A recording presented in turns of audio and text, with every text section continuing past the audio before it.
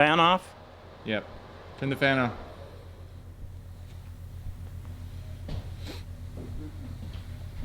Keep the profanity down to a minimum? Yes, we're now. They know me better than that. We're live now, so. So what are we waiting for?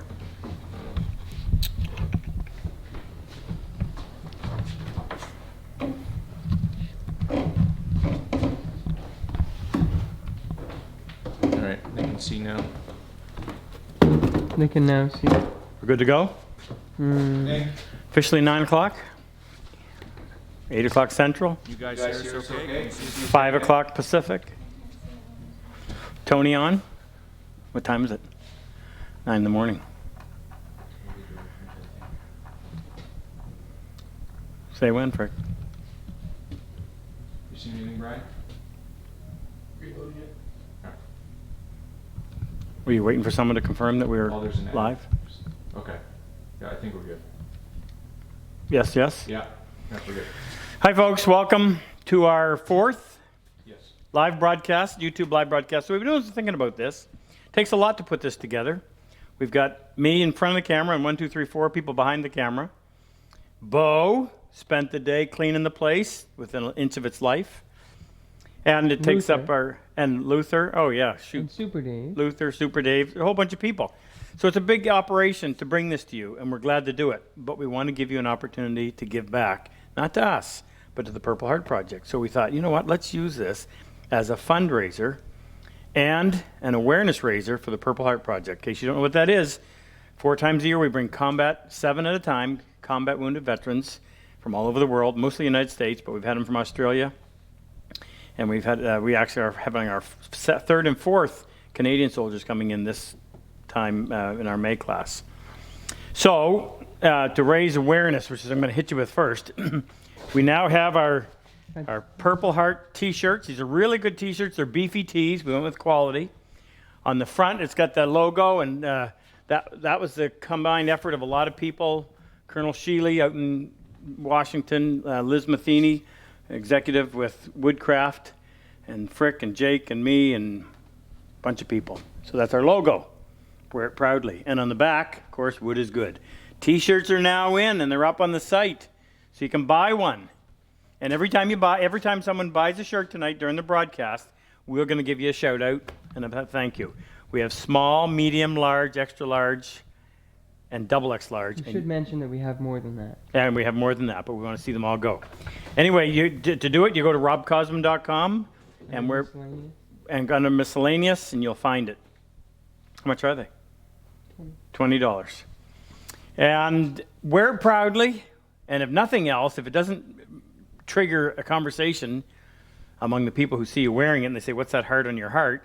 It's keeping it fresh in your mind. So you'll be constantly on the lookout for a combat wounded veteran that you may have forgotten about that needs our help. Second thing, we've had a lot of donations in the past and we appreciate it. It's fantastic. But you need to know YouTube takes 35% of the donation. It was quite a shock. So on our site, we want all the donations to please come to put them on our site under RobCosman.com under PHP, which is the first thing you see in the top left on the toolbar. And it'll say how you can help. And then there's donations that start at $20, $10, 10, 20, 50, 100, right on up. We attach them to different types of wood. Anyway, do it there, please, so that the only thing that comes out of that is just the processing fee, which is 2% or something like that, 3%. I'll post the direct links. Yeah, and we'll give a shout out to those who donate as well, unless they type in there and say they don't want their name. But please do it, because your good deed inspires other people to do the same thing. Let your light so shine before men. All right. Mark Rakowski bought a t-shirt. And Mark's a great guy. How many years? 24 years. 24 years EOD, Explosive Ordnance Disposal. Mark's one of my favorite guys. Mark made this for me, and I think everybody in the class signed it. Mark, top notch. What are you saying? What are you pointing at me for? Oh, you want me to tell them what we're going to do? Okay. Mark was the first one to buy it. So I have just finished 19 workshop seminars in the last 6 weeks, from Seattle to Ventura to Orlando to Toronto. And I say the same thing everywhere I go. The weakest skill anywhere is chiseling. If you've got a decent saw, it can be in the cut can be in the wrong spot, but it's still going to be neat. But then when you look at their chiseling, and I've often said, man, a rat could have gnawed on it and done a better job than that. And it's too bad. But it's a combination of not knowing what chisel to buy, not knowing how to prepare it, not knowing how to sharpen it. And if those three are screwed up, your ability to use it's going to be pretty diminished. I want to go through brands. Hope you're not going to be offended if I tell you that when you own sucks. Hang up now. I'm going to go through sharpening, preparing the back, first. Then I'm going to take you through the sharpening. And the back preparation is going to be terribly confusing because I'm going to talk about Shapton versus trend. I hate bringing up that conversation, but I have to. And then we'll go through using it. I'm going to work on a 1/4 inch just because it'll be a lot faster. First of all, I want to talk to you about why it's so important that the back of your chisel be flat. We're just in the process. Can you show what Frick's sitting on? If you're not a member of our online workshop, we're in the process of making this standing desk. This is the prototype. This is how we design. It's made out of number 2, number 3, number 4 common pine and some cheap plywood and whatever. So we did that so we have full-size mock-up and we get a feel for how it's going to look and how it's going to function. And we're going to give that one to Frick when we're done. But all of these joints, all these stretchers are going to be through wedge tenons. So that's what it'll look like when we're done. We drew it on there because we wanted to get proportions. Over here we started off with a 3/8 and it wasn't quite enough. So we went to 1/2 inch. When you cut that joint, your tenon comes through your mortise. The hole's the mortise. The tenon is that square peg.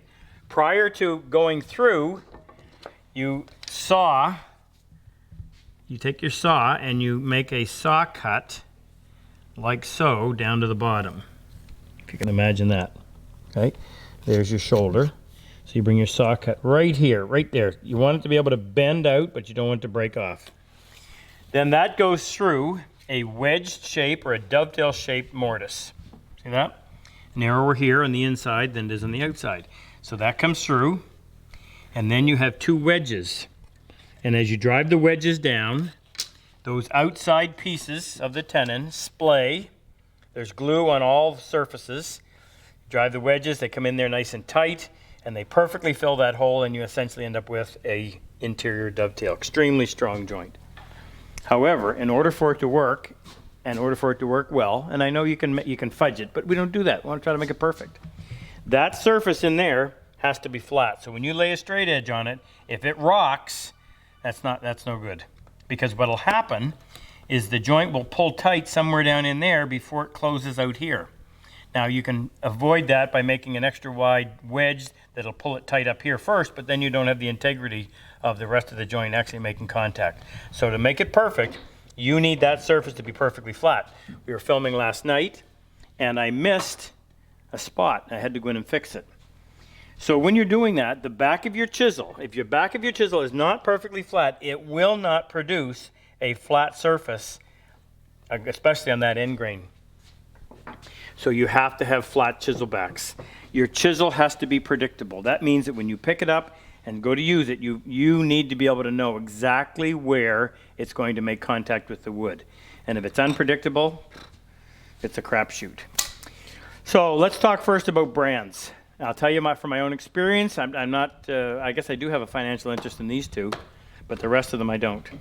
So we'll trash these and we'll just promote those. Just kidding. Any comments yet? They're allowed to ask. Do we have anybody on there? Am I talking to you and Frick? Yep, no, we have almost 200, and there's people just saying hi right now, but we have quite a few t-shirt purchases already going in. Yes. Well, I was going to wait. No. Give us a shout We out. have Brian Moore. From? I don't have the I from. know. Oh, okay. Well, we'll have to do the from. Thanks, Brian. Brian's from Ontario. I'll get the other God ones save on the Queen, brother. Can you go a little faster than this? No, you keep going. I'm gonna get where they're all. Okay. No, you don't need to do it. Just to show their name. Okay, if- so Brian, Charles Ray bought 2. I know Chuck. Donald Charles is coming to our workshop. Oh, where's the list of guys? At some point tonight, I want to be able to read out the names of the vets that have been chosen to come to the May class. You got more? Yep. Can you do We it have now? Donald Erickson, Joe Clemmer. Thanks, Don. Thanks, Joe. Thanks, Frank. Frank who? DeSanti. Ah! Frank's my buddy. New York. Brian Potter bought a couple. Brian, thank you.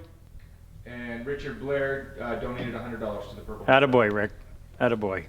Rick is one of our combat wounded veterans, came to class number 1. Oh, wow, way back then. Shoot, we don't have your picture up there, Rick. We didn't get a really good picture. But Rick's opening up his own workshop in Virginia, I thought it was. Anyway, and he's also got his own YouTube channel, so check it out. What's the name of it? Shoot, Rick, type in the name of your YouTube channel and I'll promote it for you. I can't remember it. I apologize. And Daniel. Gang. Gang. Gang. Just bought one as well. Thanks, Dan. Okay. Okay. So let's start here with chisels. And the reason why it's so important, the brand is important. You want a chisel that comes to you already flat. It may not be polished, but you want it to be flat. And you certainly do not want a belly in the bottom. I'm going to show you why. First of our brand. This is one of the very first sets I had. These were Sorby gilt edge. They were really expensive. I bought these back in the 80s. They were the most expensive Western style chisel I could find. And even though I didn't have any money, I knew back then that you had to spend the money to get the good stuff. However, that's what the handle's like. And it was so heavy and clumsy when you're cutting dovetails and that thing's bouncing back and forth. My hands would ache at the end of the day, so I ended up going over to the bandsaw and cutting half of it off. It didn't look very pretty, but it sure made it a lot easier to use. So those were Sorby gilt edge. This is Swiss made. And I actually like this chisel, except it's got some major flaws. When I didn't have the better option, I could go in and modify this. We'll talk about that. This is the Lee Nielsen. Love these chisels. However, the problem that they've never solved is handles that fall off. We were filming, I hate to say this because they're such a great chisel, but I just wish they could solve that problem of the handle falling off. We were filming last night and it just kept dropping off. This, by the way, is the very first Lee Nielsen chisel. This was the earliest prototype there was. I was with them at the time. There's no branding on it. Had good steel, but didn't have great shape, so fortunately it got changed. This was a Marples Ridgeway. This was a really good chisel in its day. It has some issues that we've since bypassed, but it had good steel. And you'll notice, Alan Peters taught me this, chisels used to come, if I can find a piece of paper. Anybody got a piece of paper that I can have? If you can find me a piece of paper, that would be great. I'll talk about that. We're going to open up a Stanley Sweetheart, which gets a lot of press, but I don't think it's worthy of it. And we're going to open up the new Wood River socket chisel that I had a little bit to do with. And we're going to open up and prepare the IBC. Thank you, Brian. And the IBC I did have a lot to do with, and this I promote as being the best chisel, and I'm going to show you why. In fact, look at that. It happened to be sitting there. When we were very first, I had the very first idea to make this, and that was my rough design for the handle, where we had a ferrule down here and we had a steel cap up on the top. Anyway, I don't know why that would happen to be sitting there. So here's the first problem we encounter. If you're looking at, that's not the dovetail I wanted, but I'll use it. When you're looking at cutting dovetails, and you've got to get in here and you've got to clean out in between the tails. Well, that requires a certain relief angle on the side in order to adequately get into that corner. Well, if you look at some of these chisels, you'll see that that would not happen very easily. This one in particular. I've ground it down, but see how wide the side bevel is? The side flat? They actually put the bevel on the top instead of on the edge. So if you look at a true beveled edge chisel, the bevel is on the edge so that it allows for that clearance. Now, you've got to be careful. If you take that bevel right to the back, like some brands do, that produces a knife edge, and that's extremely dangerous. You're holding that chisel like this, chopping on it, and it's literally like squeezing a knife blade between your fingers. And I've seen people in my class that they cut their hands constantly because of that problem. So you have to have a little flat. Lee Nielsen does it. If you look on the side of a Lee Nielsen chisel, there's a little flat right there, that little landing. It doesn't interfere with getting into the corner, but it protects your hand. You look at the Swiss made. See how bad that is? Look how wide that is. You can't get into those corners. Very difficult. The other problem with this chisel is that they buff the backs before you get them, and that leaves a rounded over corner. Well, in order for you to get a really effective chisel, you've got to go home and remove all of this material to get past that radius that they've put on there by having somebody buff it, and that's a ton of work, way too much. Should never have been there in the first place. All right, so take your straight edge with you when you go to buy a chisel and check the back. And if you see any kind of a bulge like this, don't buy it. The reason is, as you're trying to go home and prepare that on the back of a stone, because you've got a high spot in there, that thing's going to be constantly rocking forward and back depending on where your pressure is, and you're never going to get it properly prepared. You might be able to get it workable. You might be able to get it so it's workable, but not what you want. And the company that made it obviously doesn't know what they're doing if they produce a chisel like that. So why would you buy it? Just not a good choice. I discount the Sorby gilt edge because they're just not comfortable. Ergonomics is a big thing. You're going to use these things all day. In fact, this is probably the one tool that requires the most amount of skill. You start sawing with a good dovetail saw, as soon as you start to curve, it takes over and it's going to produce a straight cut no matter what you do. But this is all skill, and the end result is apparent. That's why I say when I look at the chiseling portion of the students' dovetails, that's always the roughest part of it.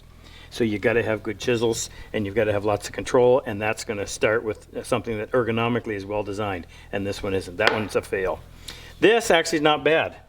I like this. It's a eight-sided. Is it eight-side? 1, 2, 3, 4, 5, 6. Yeah, an octagon. It doesn't roll off the bench. It's made out of ash, I think. No, it's not ash. I don't know what it is. Fairly comfortable and actually quite light, nice in the hand. And if it hadn't been for the fact that they don't know what they're doing on the side, that would be a good chisel. Good steel too, by the way. Lee Nelson, I think these are some of the best chisels out there, except this darn problem of having that handle fall off, and it is a real pain. Now you may not think why, but you just got finished preparing it, you're heading over to the bench, and all of a sudden that thing falls off. You either stick your leg out and catch it with your leg, you know what that does, or it ends up point first onto the concrete. Just a real nuisance. And the hairspray thing works sometimes, but not always. That doesn't count. The Marples Ridgeway, again, really big handle, kind of awkward in the hand, but it had good steel, but it wasn't prepared well either because they have the big wide sides. So these were just for sake of covering some other... Hi?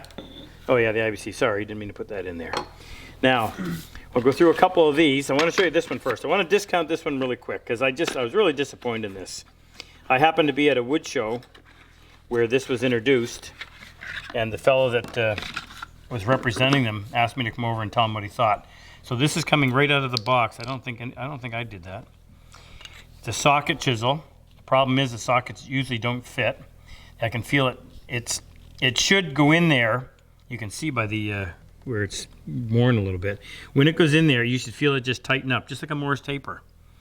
But instead, it gets tight at the bottom, but I can still wiggle it at the top. So you can jam it in there, but you're not going to have a really well seated because it's going to be really tight here, but not tight up there. Anyway, here's the problem with this. First thing is, you see the way the back is done? It's just all of a sudden you've got a bump. So when you're working on your chisel, and initially what you need to do is flatten. So you're moving forward and back. I'm going to just kind of pretend here. You're starting like this. And I always have mine on a 45-degree angle. The reason is that when you get into the narrower chisels, even a 1/4 inch for that matter, start working with a 1/4 inch chisel, in order to compensate for the narrow chisel, they have to make it thicker this way. And the problem is it gets top heavy. So if you're moving it like this, you're going to have a tendency to roll it really bad on the 3/16 and the 8. But if you hold it on the 45, that'll tend to reduce that. Now, the way I disperse the pressure, my ring finger puts most of the pressure right there at the crest where the bevel meets the back. Second finger or middle finger has a little less pressure, and third finger has a little less still. And as I'm moving it forward and back, I want to cover the entire stone. Wear the stone out evenly, and I'm working with the middle of the chisel in the middle of the stone. And as I move forward, I'm going to slowly migrate to my left. The reason is, what? Are you scratching the back of that chisel? Oh, yeah. Oh, shouldn't have done that. Let's take this new one then. Thank you, Jake. Probably already ruined it. No, the chisel's already been done up to 16,000. Here I am dragging it over a 1,000 grit stone, or worse than that, 300 grit. So I'm 1,000. Starting in the middle, 45-degree angle, pressure here, backs off of here. Careful not to push down over here. All this hand is doing is just moving it forward and back. So as you're moving it forward and back, you're going to gradually migrate toward your left. And the reason is that if you stayed here, you'd end up cutting a ridge right there, which is no good. So we have to have a blending area somewhere in here. Now we can't do the entire back because of this bump. And this is one of the complaints I have about this.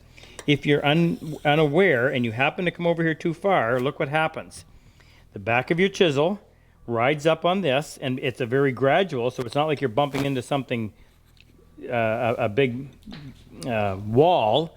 Why is that thing going crazy? Because, yeah. Oh, well, tell her I love her. See how that's ramped like that? So you can do it, you won't even notice you're doing it. But what it does when it rides it up, all of a sudden you're taking away the flat right at the tip. And the problem there is now you've lost that predictability of having a nice flat back, and your tip is riding up like this. So you're going to go over there and try to chisel something, and it's not biting. And then you have to rise and rise and rise, or raise and raise and raise until you finally get it to engage. You do not want that. So this is a bad feature. Back to what we were talking about. You're moving forward and back, and then you're gradually moving to the left. And you got to be careful because you can only go so far with this. Now at this point, you're going to come back to the middle. Again, you're trying to create a blending area in here. Now, you never want to go any farther to your right than the middle, because if you go over here, you just don't have enough reference surface. So you want to stay put. You want to stay middle, left, back to the middle, back to the left. And you're going to do that. If you're working on a diamond plate, you don't have to worry about wear. If you're working on a water stone, you've got to stop and reflatten every 45 seconds. If you're working on a ceramic, you can get away maybe with a minute. But you've got to be aware of that. And thank you, Jake. When you're doing this, you're constantly wearing the right side of your stone. So what I would do before I stop and reflatten is flip that around, and now even the wear out. This side will get worn continuously. This one will be somewhat intermittently as you cross from center to left and back. Now I'm just going to do this. I usually use a lubricant on here, but I want to show you and see if these things are as bad as I say. Well, we're making contact up here, and I'm going to do a little bit more in order to be able to tell. I've seen some of these sweetheart chisels where it looks like they took them when they were hot, put them in a vise, and gave them a good twist.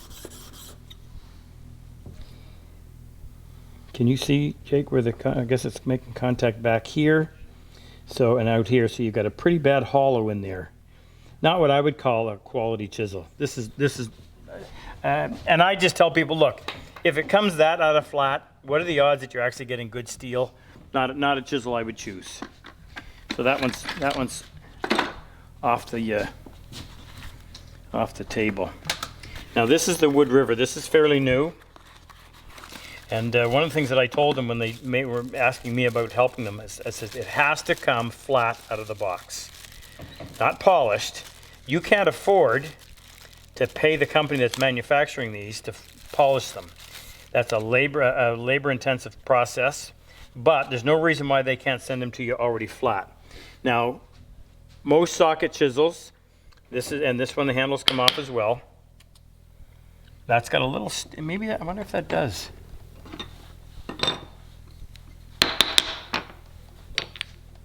Yeah, it does.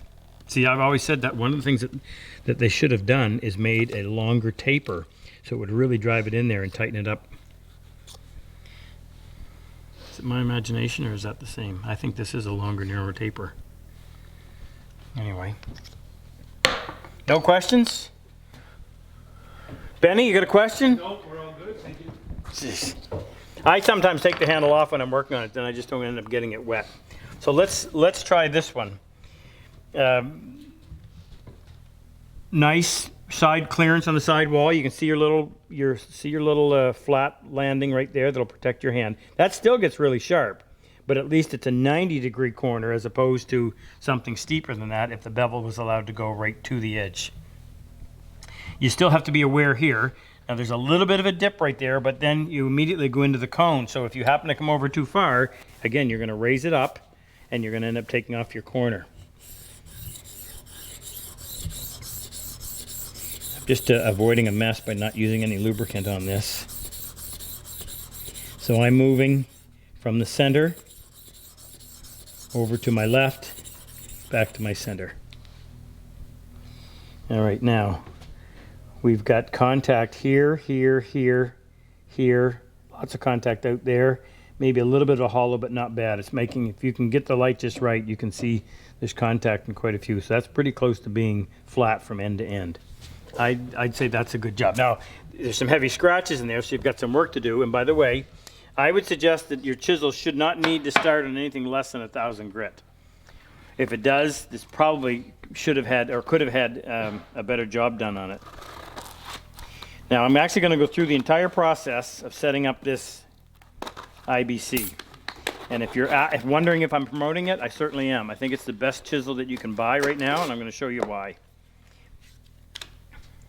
Can we give some? Yeah. List them. All right. So Daniel actually bought 4. Thanks, Dan. Big family. Thomas Gallagher, Larry Robertson. Hi, Larry and Tom. Larry bought 2. High five, Larry.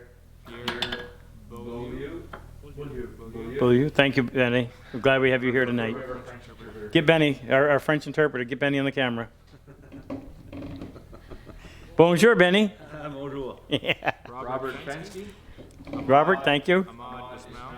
Ahmad. Ahmed. That's Ahmed, down in Southern California. Hey, Ahmed is the guy that sent us all those beautiful blocks. What are you saying? What are you pointing? Oh yeah. Oh yeah. This is Ahmed's mallet. Isn't that gorgeous? I owe you a call too, by the way, Ahmed. And Timothy Redneck. Thank you, Timothy. He knows the t-shirts. Then we have donations from Joe Clemmer, $100. Ken Anthony, $100. Carlos Cordozo, $50. Timothy Redneck donated $25, and Charles Ray donated $250 to the Purple Heart. Thank you, gentlemen. Appreciate it very much. Ken, you're supposed to be here. He must. Oh, he probably wasn't able to. All right, so back to the chisel. Keep me on track on the time. So let me show you some of the features of this. When I went to IBC, I had an idea in my head because, as I've said before, I love this chisel. Just love it. So wonderful, comfortable in the hand, but the curse of the handle falling off. So I wanted to make something that the handle wouldn't fall off. I also wanted to make something where we could interchange and make anything handles out of anything we want. You should see some of the ones that Ahmed did. Absolutely gorgeous. Oh, I wish I could post them. I've got them on my phone. But Larry has also made some for me. So I'm going to show you some of these. And I got some dandies in here. So, well, I guess I'm getting ahead of myself. I'm going to show you what happens. Take this apart. Take the ferrule off. Knock out this centerpiece, and you can make your own handle. So here's one out of ambonia burl, which you can't hit ambonia burl with a mallet, but because of that aluminum cap on the back, you can, no problem. In fact, if you want a really super light chisel, you can make them out of pine. There's one I made out of fiddleback catalpa, gorgeous wood. Here's one Larry did out of ash. There's one out of, I can't remember, and there's one out of spalted beech, I think it was. He did several he gave me. Thanks, Larry. So that's a nice, what I would call an aesthetic feature. But the real reason I wanted to do this is so that when you're preparing your chisel, that thing can lay perfectly flat and you completely eliminate that problem of having it rise up. So there's what it looks like. There's a little shoulder, and believe it or not, it's enough. These are really hard. So that ferrule goes in there and it sits on that little shoulder. You've got your threaded rod and that connector. Now the hole in the connector is there just to reduce the weight. This is permanently attached, the cap, to the end of the connector, and you put that in there. Now one of the features was that you could buy several different chisels and just have one handle that you can use, but most people like to have the whole assortment, so I didn't buy into that part of it, but it's available if you want it. All right, so let's take this. By the way, it's made out of cryogenically treated A2, double tempered, blah, blah, blah. I don't know enough about metallurgy to actually pretend, But what I will tell you is once you sharpen them up, they stay nice and sharp. And they've changed the bevel. I got onto him about that. He was selling the 1/4 and the 3/8 with a 30-degree bevel, which was just too steep because you'd get in there in a soft wood and it would put too much pressure on the wood fiber and it would crush. So we had him cut them back to 25 degrees. Makes a great chisel. Now I'm actually going to go through and I'm going to process this. I hope we can do it in enough time that you're not bored. So we've got, I'm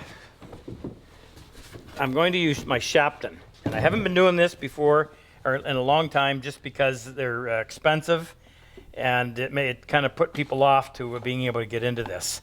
And that's why we went with the Trend diamond plate. But my preferred method would be to use the Sharpening lapping plate. This is extremely flat, and the big difference between the Sharpening and the Trend is seen when you actually do your chisels. This 1,000 grit, Jake? I always keep 1,000 on this side. Yeah, question? Would you recommend sharpening and flattening your chisels with sandpaper and a flat marble stone? No. Tell you why. My friend Benny is a truck driver. So Benny, when you're driving down the road on a hot sunny, you want to be in this, on a hot sunny day on the asphalt, what's directly in front of your wheel as you're driving, as you're rolling down the road? A wave of asphalt? Yeah, it moves, doesn't it? Okay. So if you're sharpening with a hard-backed substrate and sandpaper between the hard-backed substrate, your granite plate, and the abrasive is the paper that's compressible. So as you're pushing that on there, you're creating a little wave in front of that chisel, and now you've got that working up and taking away that nice flat back. It's not the perfect system, and I think it's penny wise, dollar foolish. You go out and buy waterproof paper, that stuff's expensive, and you don't get very much use before it's spent, and you got to go buy another one. And yeah, you can say, well, I can get into it for $10 worth of stuff, but $10 worth of paper is gone pretty quick, and you have to go buy $10 more. Spend the money once, get these good stones, and you never look back. So I'm going to start with my 1,000 grit Sharpening. These are the glass stone series. So what it is, it's the abrasive material. Where's my steel rule, Jake? And by the way, you never use the ruler trick on a chisel. So there you go. It's a piece of glass with the adhesive, the ceramic adhered to it. Now the good thing about that is you get to use 100% of the stone. You'll wear it down till you get to the glass and you throw it away, you're done. Whereas on a water stone, you get down to a certain thickness, it's going to break. It just won't hold its shape. And I use it on these heavy holders, and they're terribly expensive, but they make it so much easier. They support the stone in 3 places. And I refused at first, but then I ended up using them one time. I think I was at the Boise Woodcraft store, and I just thought, oh yeah, I gotta have these. This is great. Now I should have left that on there because I don't like having that crud holding it off of the stone. Actually, the easiest way to do this is to scrape the big stuff, but then I'll just wet it. Where you going, Ben? I have to go. Yeah, but what if we have more French stuff going on and we won't know? I'm gonna get you to call me. Okay. You're gonna buy a T-shirt, right? Yeah, absolutely. Atta boy. And you're gonna come see the soldiers when they're here? I am. Yeah, I know you would. Yeah. All right. Well, everybody have a good night. See ya. So here's our lapping plate. The only purpose of this is to get this stone flat. And when you're doing it, don't go way over like this. You want to stay in close contact. Doesn't take very much work. Now, I'm going to take this chisel, and you don't need to do the whole back, but it sure looks cool when you do. Set it on there, and I don't need to do the way I was doing it because I don't have that worry.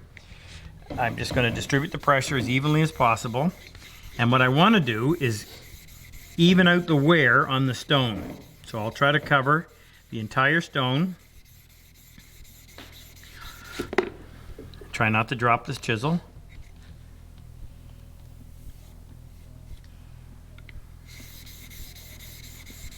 In case you guys haven't found out about our new, what do we call this, Jake? The world's best. It's got this special dip tube.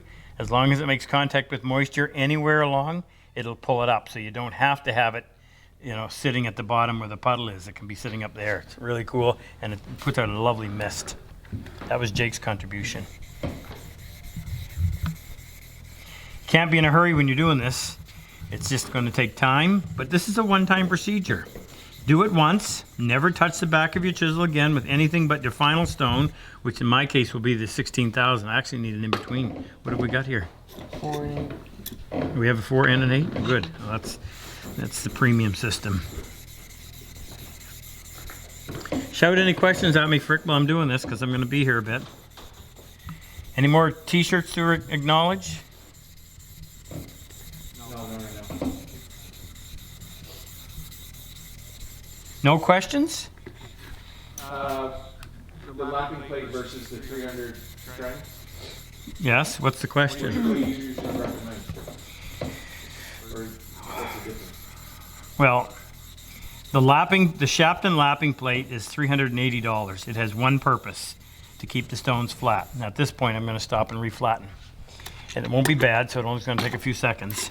But it is the flattest apparatus that you can get, and that's the big difference between the trend diamond plate and the Sharpened lapping plate.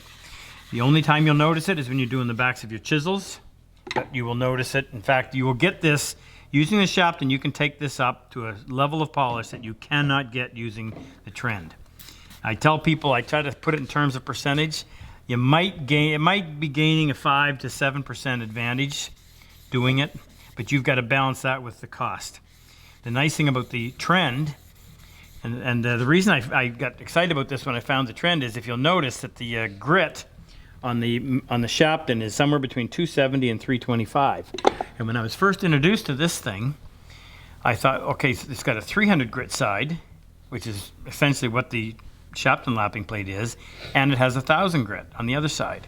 So this one piece of kit replaced the, we'll call it the $400 lapping plate, the $115 holder, the $65 1,000 grit stone. So add that all up, it's a lot of money to be replaced by one $140 stone. I could use the 300 grit side to flatten my 16,000. So I would start the process of sharpening on the 1,000, I'd finish it on the 16,000. And for most folks, that's a lot of dough. Does the lapping plate wear out? The lapping plate will wear out. I think for the average guy using it, the amount that they're going to use it, I can't see you getting less than 10 years use out of it. Unless you have, I was teaching one time, and I think in Indianapolis, and I heard this noise that just didn't sound right. And I went over, and there was a guy with my stone in the holder, glass side up, and he's happily lapping the glass side of my of the stone. So that pretty much toasted the effectiveness of that lapping plate. If you're fussy, if you've got to have the best, then you have to go with the all Sharpened system. And the minimum you're going to be able to have to do is the lapping plate, a holder and a 1,000, a holder and a 16,000. This is where you start the sharpening process. This is where you finish it. It's still just as quick as the trend. It's just going to be a lot more accurate. Do you notice it on a plain blade? No. You notice it on chisels? Yes. Enough to justify the expense? You've got to answer that one yourself. All right, let's have a look at the back of this. What's your take on the DMT diamond plate? Nope, don't like them. Been down there. I went down and met with them. They wanted to do a. This is a while before they'd sold, so this was a while back. They wanted to do a RobCosman sharpening system, so I went down and they have they make an 8,000 grit diamond stone. But when I used it, it was coarser. It was putting scratches, visible scratches, on the 4,000 grit surface that I had just created. So I contacted them. They said, well, it has to be broken in. I said, well, what do you mean broken in? What's the guy supposed to do while he's waiting for that 8,000 stone to break in? So then they started a long process of how would you call that? Breaking them in for the customer, I guess. And they would send me a sample. I probably have 8 of their 8,000 grit stones, and they never did get it right. So I just said, nah, not interested. What I do like about this is it's double-sided. So you got one stone with 2 usable sides as opposed to having 2 stones. Now, and that's their solid ones, not the ones with the plastic core, if you're referring to the DMT. So my preference, if you're going to go diamond, is the trend. I don't do this for this reason, but they've been really good to us. We're just about to do class number 10. We've had 60 vets, And every time we've done it, Trend has donated a diamond plate to every soldier in the class. So they're not holding my loyalty because of that, but they certainly have my deepest appreciation. Supposedly I can't be bought. Shouldn't we be flattening again? Hi. I'm just going to flip it over even though the wear was the same. I don't know if I'm going to be able to get all the way through this. Jake, you've done this enough. How long would you expect to spend doing the entire back of 15 minutes. on the one grit? On the one grit? Yeah. No, I'm done with 1,000. You're done the whole process? All right, let's have a look at this. Can somebody grab me a loop? A what? A loop? Megan, can you grab me a loop? Right in front of the flag. Okay, so what I'm looking for, I want to make sure that all of the, thank you, all of the grinding scratches are gone. This is this is John the Jeweler, our friend in Ontario, does these for us. You see that little Purple Heart logo on the, that he laser engraves those? He does it all for us. It's great. This is a 10 power loop, and it'll allow you to go in and have a really close look. What I'm looking to see is I do not want any grinding scratches, factory grinding scratches, going all the way to the end of the blade. Now the reason why, if you allow that, when you sharpen, you're still going to have serrations, which are going to result in a sawtooth edge on the end of your blade, and that is not what you want. So we've got to chase away all those grinding scratches, and that looks to be, I think everything I'm looking at on here is 1,000 grit. So I like to do this before I leave that stone. I like to spend another minute or so with a lot less pressure than I had been using, and I need to address that issue as well. I'm not putting a lot of downward pressure, probably enough to just start to compress a firm grape. One of the biggest problems we encounter when we're teaching this to new guys is that they put way too much pressure. You've got to be able to feel through your fingers, and if you're pressing so hard that there's no blood getting down there, you're not feeling anything either. So it's a comfortable, it's more important that it be balanced than anything else. You want to keep that pressure right down through the middle of the chisel. So I've got about half the amount of pressure that I had, and I'm just going to spend about a minute. And I don't know whether that buys me an in-between grit or not, but I like to think it does.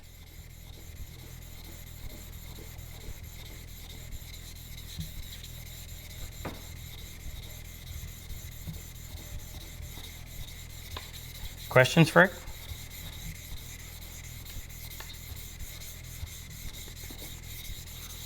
Brian wants to know I don't even know how to pronounce the word. Scoping? Stropping? Is that a bad idea? Not if you're a barber, but if you're into this, yes. The problem with stropping is you're going to end up rounding the back of your chisel. I want this edge when I'm done to be perfectly straight this way and perfectly straight that way, and you can't do that on a soft back. If stropping, you're more or less going back and forth like this against a piece of leather with an abrasive in it. I want to use a firm, hard back surface to take the process of addressing the back, which essentially what you're doing is trying to get rid of any burr. Pardon? Maybe on the ground. Now, this is the expensive way of doing this. I'm going from 1,000 to 4,000 to 8,000 to 16,000. And the reason I say that's an expensive way of doing it, once you're done doing your chisel backs, you're never going to use those stones again. So you're retiring two fairly expensive stones. What we decided to do, huh? That's not true. As you add your chisel, Well, you still right, if you want to continue to buy and prolong that retail therapy, I suppose. But for most of us, you do your chisels up and then you may never buy another chisel. For that reason, we suggest that you go 1,000, 6,000, 16. That means you're going to do a lot more work jumping from 1 to 6 than if you went 1 to 4. And you're going to do a lot more work jumping from 6 to 16 instead of going 4 to 8 to 16. I want to point this out too. You see the cracks? That happens. Don't worry about it. It's adhered to a piece of float glass that is flat, so it's going to stay flat. Mine are cracked up just from their use. Why are you spraying the back of the shaft before putting it on the holder? Why am I spraying the back? That's just cleaning up the crud. Oh, it's just lubricating it. No. What are you talking about? No. When you're putting it in Oh, the yeah. holder. Well, because the dried crud ends up keeping this from laying flat. So the slurry. So what I did is if I wet it, it just turns it back into a little bit of mud, and it'll disperse better, and that thing will lay nice and flat on the holder.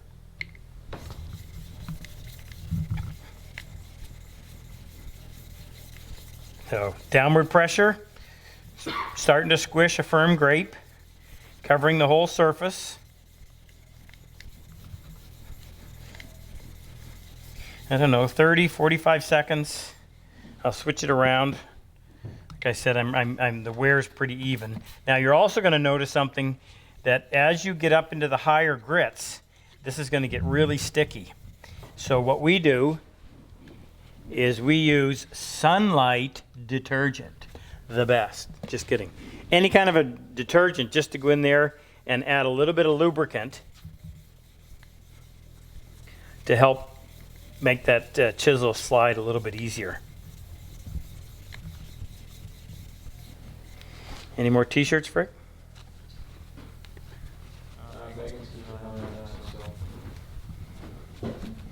Any more questions? We're not stimulating conversation. What's wrong? Why are you sitting? Are you getting old? Who said that? Dave Tennant. So Dave, what? Bruce Newman donated $50. Thank you, Bruce. So Dave Tennant was one of my very first customers when I started selling Lee Nielsen back in 2000. And I remember he lived out in Gibsons, BC. Well, if you're a Canadian, you'll remember the Beachcombers, which was a Canadian program that probably wouldn't have made it anywhere else, but it did here. And these guys used to go on collecting logs along the shore in British Columbia. And it was filmed in Gibsons, Molly's Reach. So I had an instant interest in Dave. Anyway, I remember him saying, he goes, I don't even know you, and I'm giving you my credit card over the phone. I said, yep, go ahead. But he and I have become good friends, and he just recently moved to Nova Scotia. In fact, I was talking to him just recently. So yes, Dave, I am getting old. All right, now that's moving up. I don't know how much you can see, but I'm going to go in there. I'm going to have a look through my loop to see if, okay, now I think I'm still looking at some 1,000 grit scratches. In fact, I'm positive I am, because they're quite deep. And when they're really that noticeable, they've got to be 1,000 grit. So this is going to require a little more work.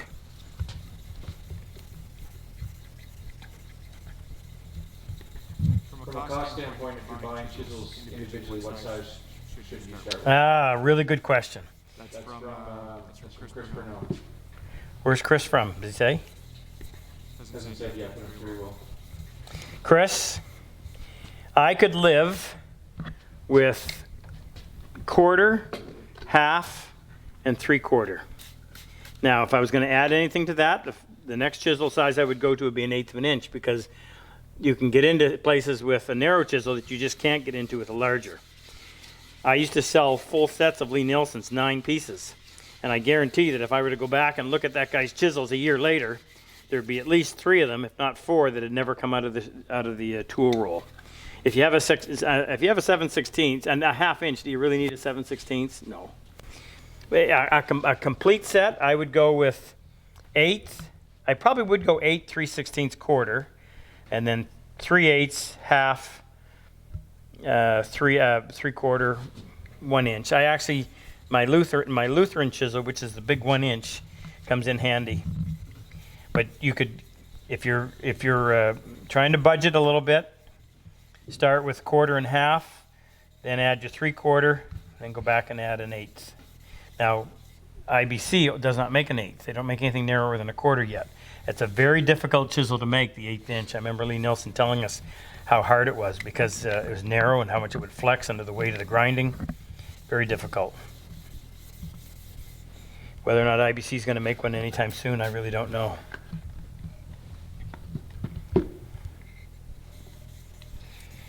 If I'm going to elaborate a little more on this. If you're really budget conscious, go with the Wood River. It's a good chisel. If you have learned your lesson that it's better to buy what you want the first time, you'll only cry once, than buy the IBC. You'll never have to replace them. You'll never end up wanting a better chisel. But they're almost twice the price. What are we selling? What are they, 70? They are twice the price. Yeah, so $70 US per chisel versus 35. But you know what? If you're only buying 3 or 4, it's not a big deal. So get what you want. It'll only cost you a couple of pairs of shoes. All right, let's have a quick look at that. Joe wanted to know, maybe for a future video or some other time, how you sharpen your half-line dovetail chisel, specifically the size. You recently picked one up and was wondering how to keep the sides sharp. Well, They shouldn't though. the nice thing about the, I'm going to do a little bit more on this. I'm kind of watching the time. I don't mind staying here all night, but I don't know how long these guys want to. A half-blind chisel is really only used when you're cleaning out the socket. Now, just in case you're not sure what we're talking about, There's one right here. you got one right here. Oh, chisel. There's a half-blind dovetail. There's a half-blind chisel. Another one here. And when you're working on the socket portion or the pin board, you have to be able to get into these corners. And if your only options are to try to use a really narrow chisel, which is difficult because you're pushing a square corner. You're pushing a square chisel into an angled corner. Doesn't work very well. Your other option, you have an option of using a skew chisel. But if you're using a skew chisel, there's 2 problems. Number 1, you have to have 2. You've got to have a right and a left. And number 2, if you look at the angle that you're pushing, okay, you're completely off center when you're pushing on this chisel, and you're going through end grain, which is a tough cut to chisel through. The half-blind chisel allows you to do both corners with 1 chisel and keep your line of force straight on. So that's the only time you use this. You might have to sharpen the bevel once in a while, but if you're going to be cutting a lot of half-blinds, they end up having to sharpen this more than once a year, if that. On the side, the reason we designed it like that is so that it allows you to get underneath those fibers when you're sneaking into that corner. Everybody else that does them leaves that side blunt, and it makes it very difficult to get in because you're pushing. You can imagine that bevel is right over to the side. You're pushing those fibers, and it's just tough. This way you're allowed to slide right underneath and cut them.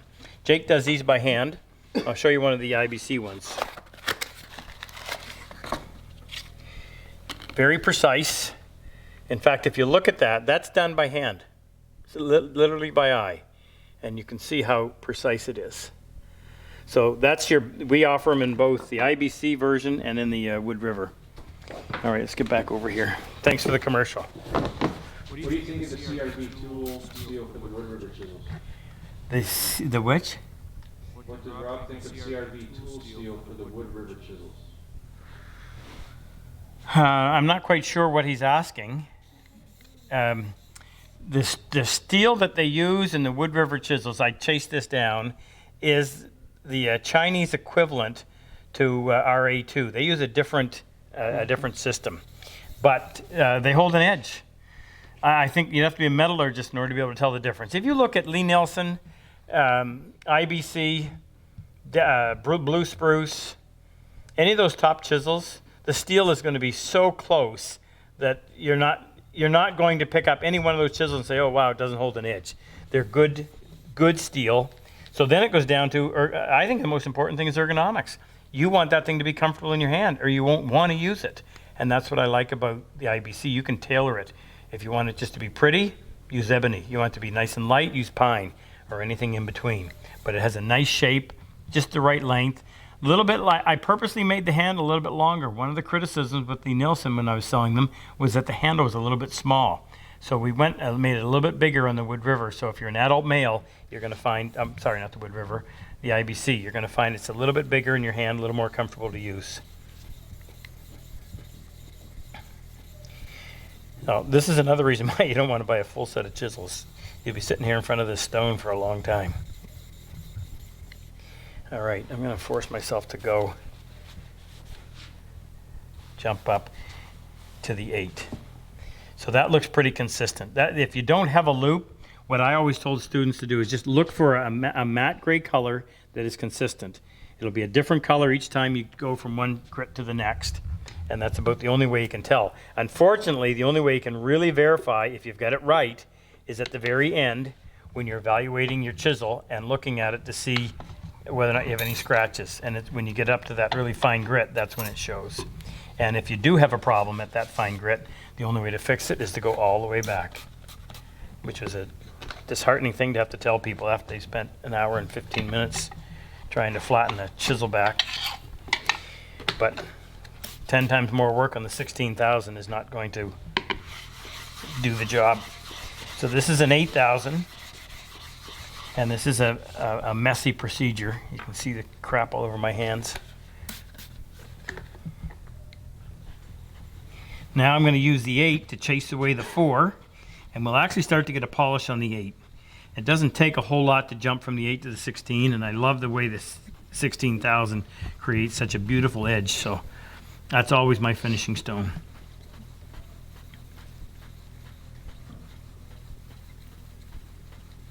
Now I'm ignoring that left, center to the left, back to the center, because I'm able to hold this chisel straight on, which actually makes it even easier and prevents the rolling that takes place on these narrow chisels. Should you explain what you have to do on an 1/8 inch? What are you laughing about, Megan? Should have let Jake do this. It would have been done by now. Yeah. Well, next time I'll hold the camera. Who said that, by the way? Someone I know? Pliers? Who? Key pliers? Can you grab the wood with the chisel on the far right? Is that the Keith that's coming to our workshop? I couldn't. Can you just? All right. So Jake wants me to tell you what to do on an 1/8 inch because it is a tough one to do. It's really tough. There's such small surface area. All right, let's have a look at this.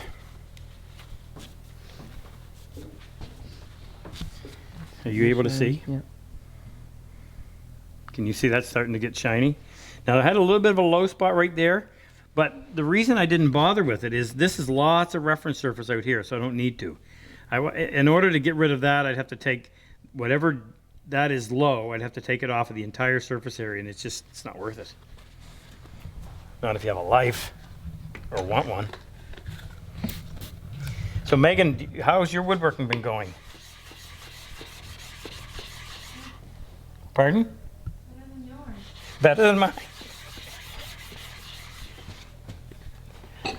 So Wait.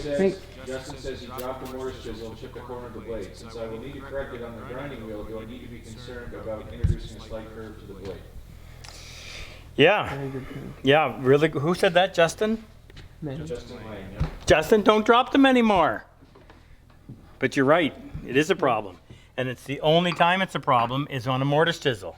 Because the mortise chisel is so deep this way, you get what's called hollow ground. So if you're using a grinding wheel, which is the most economical way of establishing primary bevels, you're going to adapt part of the arc of that grinding wheel on your mortise chisel. For that reason, buy an 8-inch wheel, don't go with a 6-inch. Because when you get a deep chisel like this, you're actually going to have... Meg, have you got that Sharpie? Can you find that for me? In the cupboard. I'll keep working on this while she looks for it. I think it's on the left hand, right hand side. Right there at the front. Any more t-shirts, Fred? I think Megan's at the list there. What? Okay. So you're grinding and you end up with this hollow ground curve. I'm exaggerating it. And typically on a big chisel like this, if you're going for a 30-degree bevel, let me get my protractor.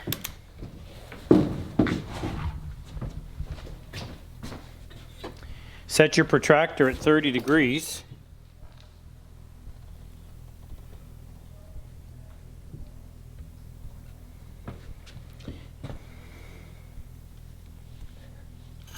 I know.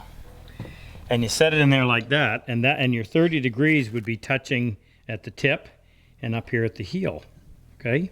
But 30 degrees using a 6-inch wheel, Jake, I can't see, is going to hollow this out a lot. And it's going to leave you with very little metal here. So either A, you're going to have to raise it up quite a bit more in order to get some meat down there, or B, you go with an 8-inch wheel and that won't hollow out quite so much. But that's the only... It would. What? It would take what you want to be a 30 degree into being what, a 22? Oh, or yeah, 23? yeah. In order to get 30 degrees measuring from the heel to the toe against the back, you're going to end up with a pretty shallow, pretty fragile edge up here. And these things take a beating. I mean, you're really wailing on a mortise chisel. So show So- me what you did. Well, what I did, I had to straighten this out. This is one we used the other night in doing the cherry legs. I had an angle on here, and I didn't want to do it that way because I was going to throw the mortising off. So what I did is I went in and I just ground. I didn't bother coming all the way back to here. I just ground from here to here, enough to straighten it out, and it worked. But we're using that CBN wheel. It's an 8-inch, cuts nice and fast, cuts cool, fantastic. In fact, I could do commercials for that CBN wheel all day. I just have never been so impressed. If you have to do any grinding, you know how dangerous it is with the heat. You're constantly having to dip and cool the tool. I can do that whole chisel, and the thing never gets warm, and it never gets beyond warm, because that big steel wheel acts as its own heat sink, and that's where all the heat ends up. That plus whatever goes off in the sparks. And I suppose the fact that it cuts really fast too, the sparks are taking away the heat. Just like the, when you're using a router or a table saw, a lot of the heat is going off in the chips. So when you're doing the bevel, you promote locking both wrists to maintain the bevel angle during sharpening. How would you do it if you only have one hand? Angle trainer? Well, where's Mike? What's Mike's last name? Rurup? Rurup? Yeah, Luther butchered it. Colonel Luther's good friend Mike, who came to our workshop, neighbor. Mike has one arm, and he came and did the workshop. And I guess if you have one arm, you get really good at it, and he was able to do a great job. Yeah, he had one hand. One hand, right. Oh, that's right too. Yes, he'd lost it at the wrist, so he was able to support it somewhat. But if you only got one arm, The question was one hand. Oh, well, one hand? Yeah. Well, let bring that up.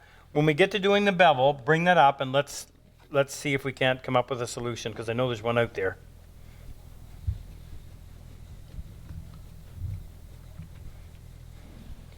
All right, let's have a look at this.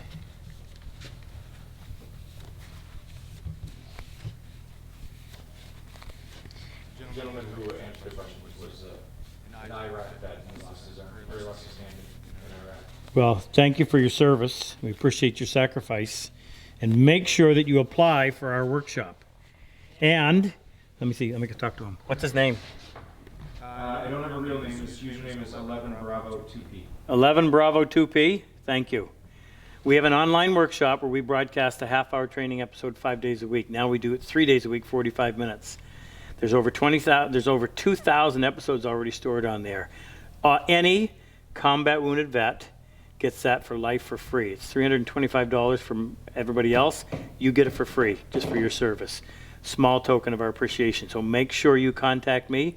Contact me directly, Rob at RobCosman.com, and Jake will take care of it and make sure that you get that membership. Tons of information on there. We have to take care of these guys. We're not doing as good a job as we should. I don't want to get into that. All right, now I'm jumping over to my 16. Isn't this fun? This is why they had apprentices. You're over an hour, just so you know. Thank you. Bonus time. Luther forgot about us, I think. He's not here, so. Probably under orders. No, he forgot. He forgot? Yeah, he called Jake and I'm like, we're live, and he's like, oh crap. So he'll be jumping on any minute with some Bizarre question. So I'm going to stress again, this is the most expensive way of doing it. 1,000, 4,000, 8,000, 16,000, but it's the most efficient way when you consider it's a small jump from one grit to the next. The 6,000 in between instead of the 4 and the 8 would take a little more time, a little more work. But wouldn't this be the most effective way? And What? the most efficient way would be a 6,000? No, I think the 4,000. It's like sanding. If you sand a surface and you started with 80 grit, heaven forbid, you're not going to go 80 grit, 220, 320. If you do, you're going to wear out a lot of 220 grit paper. So you would go 80. I would probably jump up maybe 150, possibly 120, 80, 120, and then you could go to 180 or 220, and then up to 320. Same thing with steel. So we have t-shirt purchases from Bruce Newman, who also donated $50. Thank you, Bruce, twice. Jack Lane, Neil Weatherhead, Thank you, Jack. Thank you, Neil. and Susan Brownlow also bought t-shirts. Who? Sue? Sue Brownlow.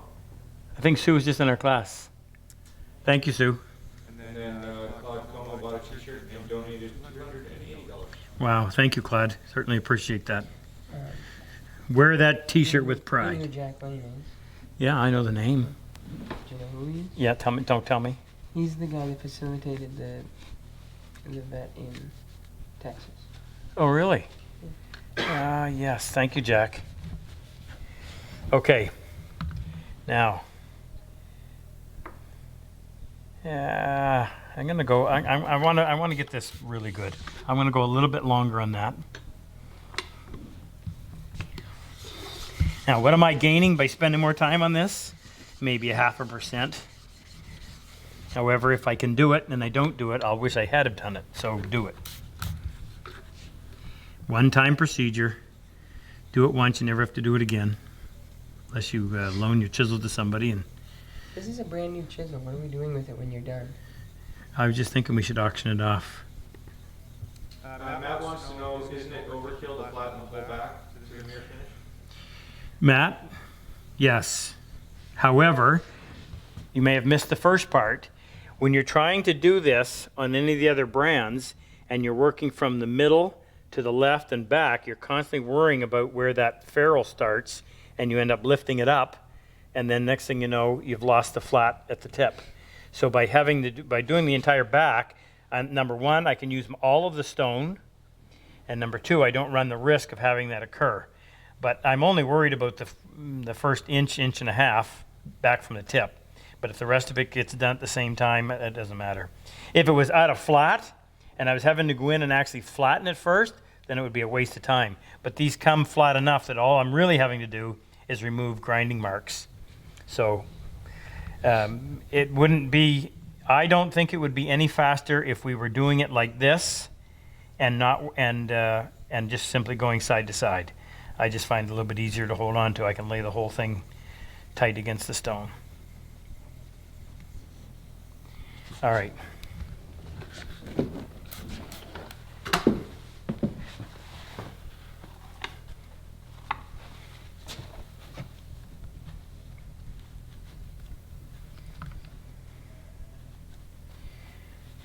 Now, I'll set that somewhere, Jake. You get a look.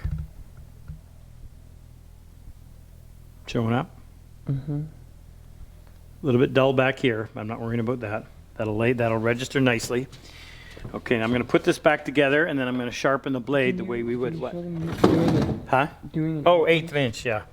Okay, so if you're doing an 1/8, the problem is it's tall. See how tall it is compared to the width? How would Luther say that? Width. So I'd start on my 1,000. I'll just do a little bit on the 1,000.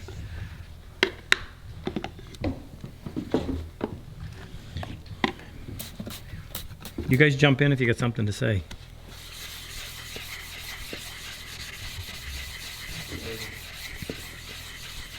Oh, by the way, I just came back from Seattle, and on Friday we did a dovetail workshop. We had 11 people in the class, and the results were phenomenal. Luther worked with me, which was fantastic because he works his butt off. everybody in the class got it together. We had at least 8 dovetails that were comparable to mine, and everybody ended up doing a really good job. I mean, I'm not saying that for any other reason. I'm telling you the truth. It was awesome. And by the way, Seattle's Woodcraft Store has the best teaching shop, second only to mine, when it's done. Okay, so here's our problem. We at the end of the chisel, we go right into the cone, so we can't do it the same way. And if I try to do it like this, even at a 45-degree angle, it's just too easy to roll. So what I do with this is I come on the end and I just do little short forward and back strokes.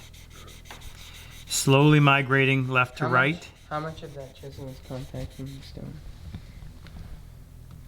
Yeah, well, there's a stroke all the way forward, there's a stroke back. So there's probably a blending area about 3/4 of an inch.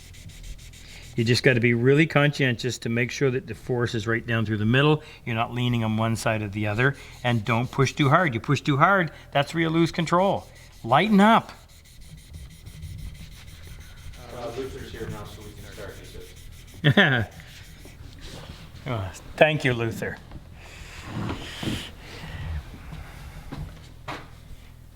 We found Luther's replacement today for the August. Did I tell you that? The May workshop. We have a lieutenant commander, Canadian Forces.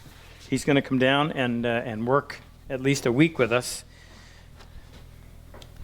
I don't think Luther can be replaced, but we're going to try. He said it takes 4 Oh yeah, he said it would take 4 lieutenant commanders lieutenant commanders in order to replace 1 colonel or 3 majors.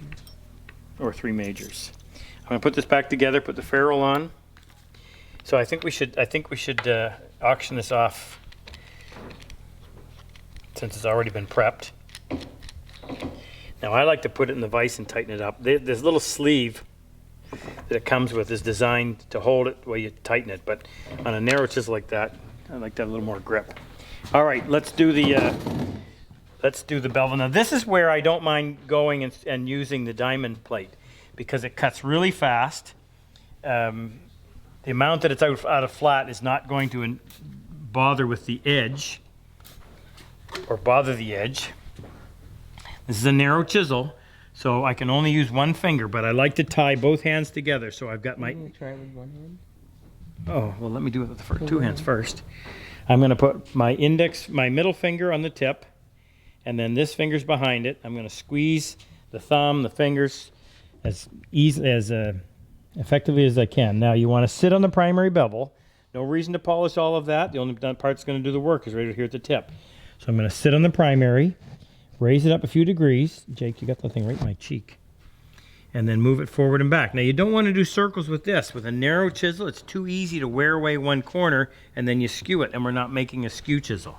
So instead, find the primary, come up a few degrees, lock the wrist, lock the elbow, everything's moving from the shoulder, but I'm just going to do little short forward and back strokes. Moving slightly to the side as I do that. Now, if you go too far, you're going to get into this swooping movement, and you're going to round that over. So just keep little short strokes. Actually, this will only take about 5 seconds. As soon as you can detect a burr, that would have been there a long time ago. I got carried away talking.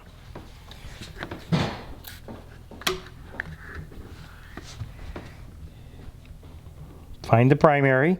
If we came up a couple of degrees over the primary here, we're going to come up a couple more over here. So we're only doing the very leading edge. And you want to see a full width shadow. See that full width shadow on that stone. That tells you that the edge is straight. That's the function of the diamond plate, or the 1000 grit. That straightens the edge. When you come over here, all you're going to do is be able to polish. If it wasn't straight over here, you're not going to do it on the 16,000. Now, on a 1/4 inch, you may not be thinking that's a big deal. But if you get into a 3/4 inch or a 1 inch, that's a fairly wide chisel. You want to have it straight before you come over here. The reason is this. If you have it straight here, when you come to the 16,000, if this stone is flat, when you set the bevel down and then raise it up higher than you did over here, the entire edge from corner to corner is going to be touching the stone. And if you think about this, what you actually have is this serrated edge created by 1000 grit particles. So when you set it down on there and then raise it up a little bit, it's just the points of those 1,000 grit sawtooth edge that's touching. And all you have to do with the 16,000 is remove them and essentially replace them with 16,000 grit sawtooth edge. And at that point, it's a fine enough cut that it doesn't matter. Final step, flip it over. I always get into the habit of dropping the heel down first and then lay it on there like that, and just a couple of seconds to remove any burr that might be on there. And just a reminder to, if you have any tips of doing the one-handed. yeah, yeah. Let's test this and make sure I come back to it. I'm still thinking of how I'm going to handle this. Someone suggested the angle trainer. Well, but you know what? These guys are so resourceful, and the body adapts. I think he can do it freehand. I think he can do it freehand, and I bet if we had an afternoon to teach him that he'd be able to do a perfect job. So let's not relinquish him to having to use a jig before we give him a chance. Okay, so this is a piece of really soft, is that yellow cedar. So this stuff is really soft, which means that it'll crush before it'll cut unless your chisel is super sharp. Now this is what I love about this flat back. I know exactly where that's going to engage. Okay, so I don't have to start lifting, waiting for that thing to make contact with the wood. It'll make contact as soon as I start to push. And you can go in and do whatever you have to do. Really pays off when you start chopping. I'll take this corner off. The sharper the chisel, the easier it is. The easier it is, the more control you have. And that just slides through that stuff like, gotta say something other than butter. And you want that kind of control. That kind of control is what you get from a well-prepared and extremely sharp chisel. It's just a ton of fun. Get one. Okay? Look at that surface.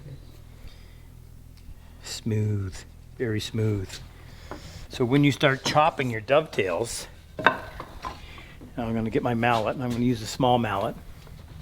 When you're chopping your dovetails, you always want to hold it this way so that you can see plumb, but that flat back is going to do exactly what you expect. If that back wasn't flat, the chisel's going to want to go out like that. And when you're going and trying to get it to bite on end grain, very awkward. By the way, when you need to pry to free it, you always pry away, never against. Until you get a chance to work with a properly prepared and sharpened chisel, you just, it's an experience that you have to experience. It is so much more what? Fun. Exhilarating. Just fun. All right, so I'm going to set that aside. If somebody wants to buy this, we'll sell it to the highest bidder. It's already prepared. Brand new IBC walnut 1/4-inch chisel. Now the one-handed deal. What have I got here? I'll take one of my chisels that I've already used. I'm going to start off on someone that's a little bit wider. So could I sharpen that one-handed? I think I could. Hopefully Remember you said one-handed, not one-armed. So you can use your... No, he just lost a hand? Well, if I had a hand and just a stump, then I would do something like this to hold it. But let me talk to him. What's his name again? Bye? Bravo. Bravo? His name's Rob? It's a great name. Rob, you want... He has his wrist, he says. He has his wrist, okay. Rob Evans. Rob Evans. Thank you, Rob. What you want are stones that cut really fast, because then you don't have to hold it nearly as long. So for that reason, the trend diamond plate is going to be the best. So come in here like this. So I didn't even tell you this. I have my sharpening station down low because it's so much easier to do it when you're leaning over than to have it up here at your bench height. So you've got it down low. Set that. Find your primary bevel. Now I'm just going to use my hand like that. I would find that. What you want to do is, if you can bridge this weak link of the wrist by holding the chisel like that up in here, find your primary bevel, bring it up, and then just little short strokes like, oh yeah, this is easy. We could do this. Little short strokes until you get a burr in the back. I could do, he can do this one-handed. Rob, no problem. You can do a 1 inch easily as well. Yeah, get your burr, come over to your 16,000, come up just a little bit higher. Little short strokes. Don't get carried away with the circles. Did you mention that you Flip. can use... Flip it, hold on a second, Jake. Flip it over, always go down bottom first, drop it in there, couple of seconds. Don't lift it up, drop it down like that to break the suction. Then you're not digging your edge in. So Rob, not a problem at all. What were you gonna say, Jake? You should use the shadow created by the stone to ensure that your pressure is even. Oh, on the 16? Yeah. Yeah, that's a good point. You want that shadow to be the full width of the chisel. You can do it. Good question. I'm glad you brought it up. Now make sure you register for the workshop. He will, but right now he just had a new baby, so that takes up all his time right now. Okay, we'll bring the baby. And your wife. Current highest bid is $100, 105, and you have to sign the box. Well, let's do it this. I'll do it. So, guys, the $70 for the chisel stays here. Everything over the $70, Purple Heart Project. You know where our heart is. We're at 125 now. Keep going. And Lucy, come on. Where's that bonus? Tell him it's a 25 degree, 17 degree chisel. So let's talk a little more about, hit me with the questions. So I want to talk to you a little more about some other chisels, some specialty chisels. We keep Jake busy. He does our 17 degree.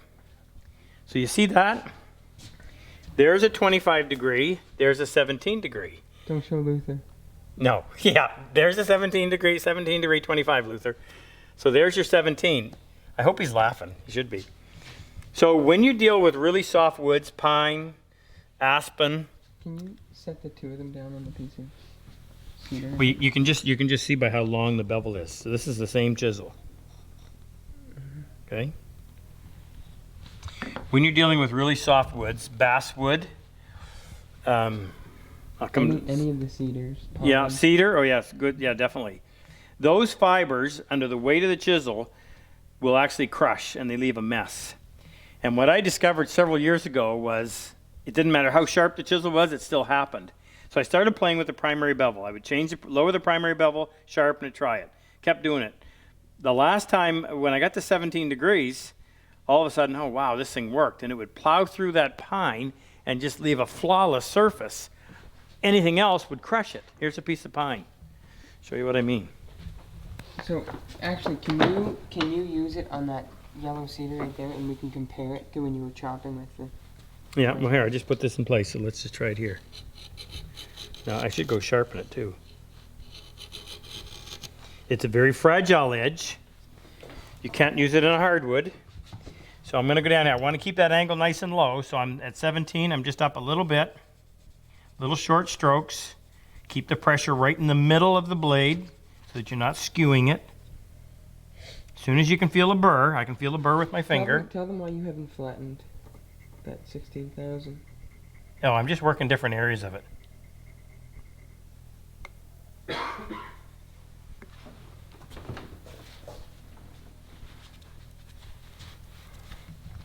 So let's see if it makes a difference on the yellow cedar.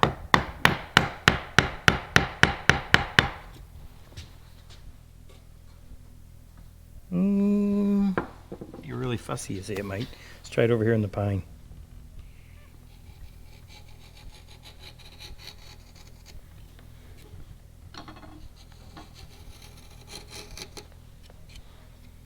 You cannot pry with this at all. There's just not enough metal out there. You can't go back to the chisel manufacturer and say, your chisel didn't hold an edge. 17 degrees would void any warranty. But if you want something to be able to deal with that crushing factor, then this is what you got to get. I keep a 1/2 and a 1/4. It just slides through there like nothing. Fun. I keep a 1/2 and a 1/4. I don't think you need any more than that. And again, it's only for softwoods. Then we showed you a 1/2 blind chisel. If you're going to do, I would not cut a 1/2 blind dovetail today without having that. It's just that makes the job. If you're using anything else, it's way too much of a pain. Mortise? Way more difficult than it needs to be. Mortise chisels. The only good mortise chisel that you can buy right now is a Lee Nielsen. They're the only ones that actually will sell you a mortise chisel that is square. And what I mean is when you put a square on there, the sides are square. And the reason that's important is as you're chopping down, you have this reference surface in the hole that's preventing the chisel from twisting on you, and you don't want that. You want that to be, those walls to be nice and smooth on the inside. So all the other brands that I've seen that people have shown up with at workshops, they were parallelograms and just can't use them. Do not work, and not effectively anyway. Anything else we have up here that we should mention? Mm-mm. As far as mortise chisels, if you want to know what mortise chisels to have, I would suggest that you have a half, 3/8, and a quarter. That's a 5/16, and I have a narrow one, 3/16 right here. Do you need it? No, but it's nice to go in and clean out when I was chopping that mortise, and I've got material in there that needs to be relieved. If you try to use the 1/2 inch, it's just constantly getting jammed in there because it's a nice tight fit. But I can go in with a 3/8, which is nice and stout. If you try to do it with a beveled edge, it just flexes too much. But the 3/8 is nice and stout because of the thickness of it, and you can go in and work that and without jamming up on the sides. I think we should be. Huh? So we covered what to buy. Check them, make sure they have flat backs. We covered the preparation phase. We talked about the stones and the options. Went through the actual preparation. We showed you how to sharpen or resharpen, and we showed you a little bit about using it. And there's more to it, but I don't know how long you want to be here. We're at an hour and a half. Wrap this up with any final questions. And how are we doing? What's our bid's at 180. 180? Like, we're 190. 200. So you still have a few minutes. Is it 200 now? No, I'm just saying. 180? I feel like an Well, what are you going to bid, Frick? I'll bid I'll bid 185. Attaboy. And Megan, you don't have to be quiet. Somebody please outbid me. Since Frick uses chisels every day. What's our next topic? We don't even know yet. We'll advertise it. Mortise and tenon. Huh? Thought it was mortise and tenon. We'll decide. But it'll be in 2 weeks, I think.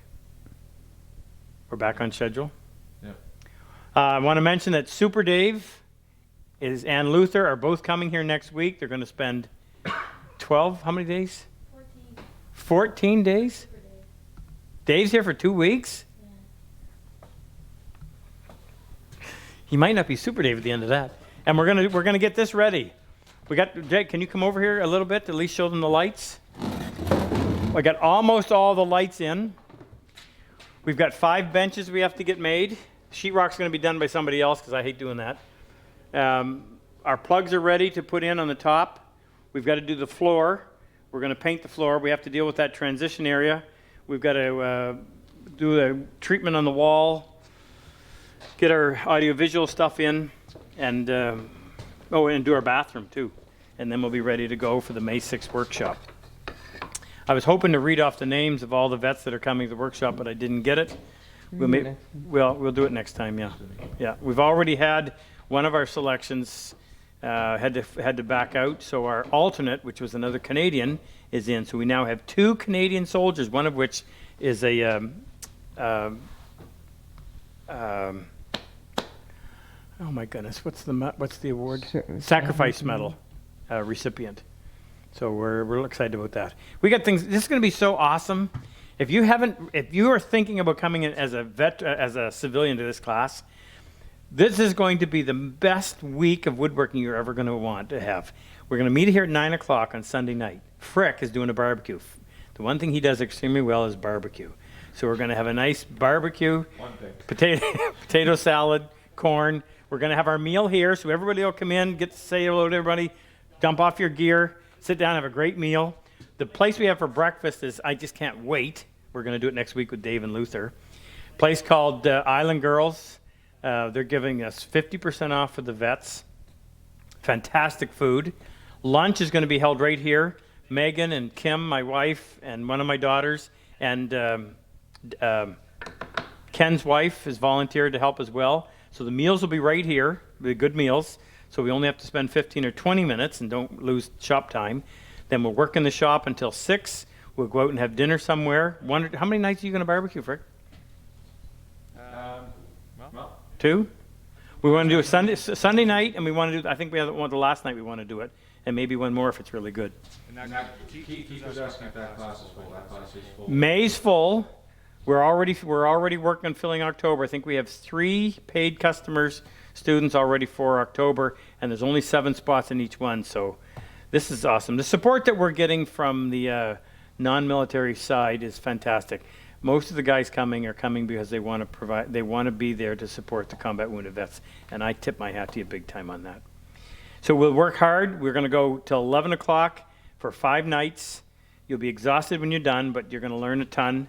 And what I'm so excited about is teaching here, and we've got all our support gear in here. If you've known what it's been like, something went wrong, we didn't have the stuff to fix it in the places that we were renting. Do a spin, Jake. What? Oh. Yeah. Well, they've seen the shop, I think. I don't know if they all have. Actually, Bo came and cleaned it for us today, so we could wouldn't be quite such a mess. Anyway, so that's going to happen May 6th, May 13th, and again October. I can't remember the October dates, but it's early October. So sign up; you'll love it. It's great. Any final questions? Our final shirts and donations. Jeffrey bought a shirt. Jeffrey Hood. Thank you, We Jeff. also made a $100 donation. Thank you, Jeff. William Edis bought a t-shirt, and then Ed Reich Bill, thank you. donated $25. Ed, thank you. Appreciate it. And the winner of the Chisel. Wait a minute. Give them a countdown. 10 seconds to beat the bid. What's the current bid? 180. No, it was 185. You bid 185, Frick. We got on tape. 9, I'm sure Joe will bid 8, 186. Go on, Joe. 7, 6, 5, 4, 3, Luther, 2. Remember, there's a delay between you and what they see, so we'll just give it a couple extra seconds. Joe beat my bid. Did he? What did he go? 186? He said he'll take the 185. 185. Oh. Let's get worried there. You want to thank him? Joe wants it for 185, and he wants to sign up. Yeah, we'll do Joe. So Joe sent Get- an email to Megan, we'll have it in the mail. Huh? Markers right there. I want to use the other Sharpie. Megan, we'll have it in the mail for you Monday morning, bright and early, because she's always here at 7:30 waiting for us to open the door. Thank you for your support. This means a ton to us. This means a ton to our vets. And we'll do some filming. We'll actually do a live session. That's what we'll do. We'll do a live session during the workshops. That'll be great. The Thank next you. live one will be with Luther and Dave. Yeah, Luther and Dave will be here for the next live one, so that'll be a hoot. Have Lucy in the same room with us when we're doing this. All right, guys. Appreciate your support. See you in a couple weeks.